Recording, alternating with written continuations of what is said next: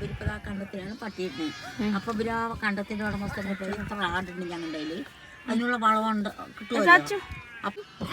ആടുകാരൻ ഇവർക്ക് പൈസ കണ്ടത്തിന്റെ ഉടമസ്ഥൻ കൊടുക്കും. ഉടമസ്ഥന് കൊടുക്കും.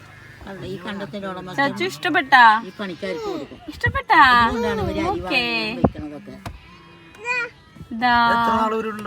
അവരിതപ്പോ രണ്ടാളുണ്ട്. എത്ര ദിവസം ഉണ്ടാവും?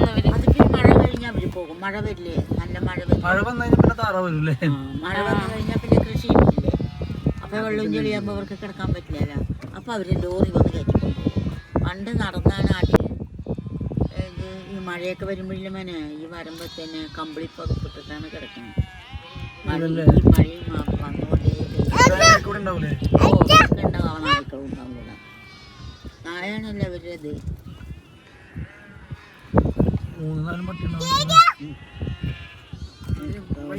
ഉണ്ട് നോക്കട്ടോ, ഇവിടെ പ്രാന്താണ്. കൂട്ടം തെറ്റില്ല ഇവിടെ. അന്ന് ഉണ്ടാ പങ്കേച്ചിന്റെ അത് ഒരു കാട്ടിനൊക്കെ അടുത്തത് കിട്ടിയില്ലല്ലോ. ആട്ടുകാരെ പിടിച്ചില്ലേ പങ്കേച്ചേച്ചി നമ്മളെ പാണ്ടിയോട് താമസിക്കുമ്പോഴേ ഒരാടതാ പോണു മറ്റു ഇവരെല്ലാരും കൂടെ കുറേ ഓടിച്ചിട്ടല്ലേ അതിനെ കിട്ടിയില്ല. ആട് പിടി കൊടുത്തില്ല. അങ്ങനെ പോയി ആ കുളത്തിൻ്റെ അവിടെ കയറി ഞാൻ എൻ്റെ ഉടമസ്ഥനെ വിളിച്ച് പറഞ്ഞു. ഉടമസ്ഥൻ വന്ന് വിളിച്ചപ്പോൾ വേഗം പോയി. അതാണ് ആന്റി കൊറേ നടന്ന് മറ്റേ പിന്നെ രാധേട്ടൻ പങ്കച്ചേച്ചി കുറെ പരിശ്രമിച്ച് കിട്ടുമല്ലോ. അവിടെ കിട്ടി.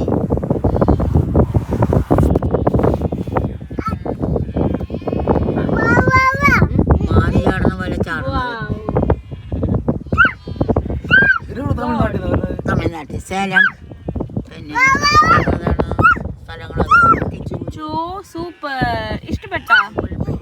ഇഷ്ടായ? സൂപ്പർ.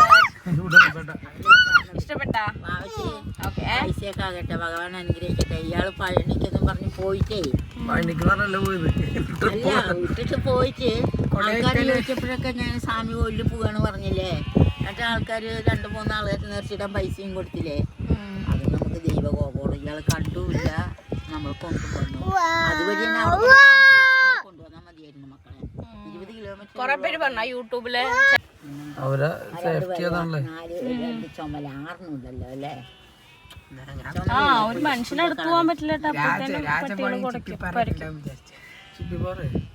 രാജപുരത്തിന്റെ വേറെ ഒരു കോട്ട ഞങ്ങൾ വാങ്ങിക്കാൻ വാങ്ങിച്ചില്ല. ലൈറ്റിട്ട് വെച്ചിട്ട് വരായിരുന്നില്ല മക്കളെ. വേഗം ഒന്നും വേണ്ട.